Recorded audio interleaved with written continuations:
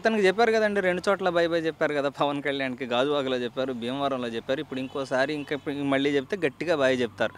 ఆ bye bye అనే దాంట్లోనే వాడికి ఉన్నటువంటి భయాన్ని ప్రకటిస్తున్నాడు తప్ప మరొకటి కాదు.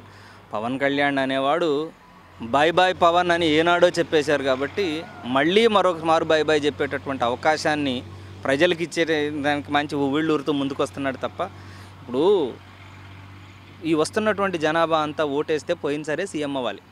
కానీ పోయినసారి వచ్చినటువంటి జనాభాను దృష్టిలో పెట్టుకొని చూసి ఇప్పుడు వస్తున్నటువంటి ఏదో జనాభాను తీసుకొచ్చి వాడొక సినిమా హీరో, చూడడానికి బోళ్ళంతమంది వస్తారు, అభిమానంతో వచ్చేవాళ్ళు ఉంటారు, చూడడానికి వచ్చేవాళ్ళు ఉంటారు, ఏం మాట్లాడతాడో వినడానికి వచ్చేవాళ్ళు ఉంటారు.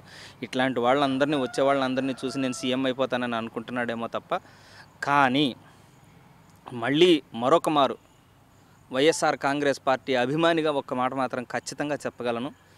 పవన్ కళ్యాణ్ అనేవాడు వాడి జీవితంలో ఏనాటికి అసెంబ్లీ గేటు గడప తొక్కడం కాదు కదా, గేటు కూడా తాకలేడు.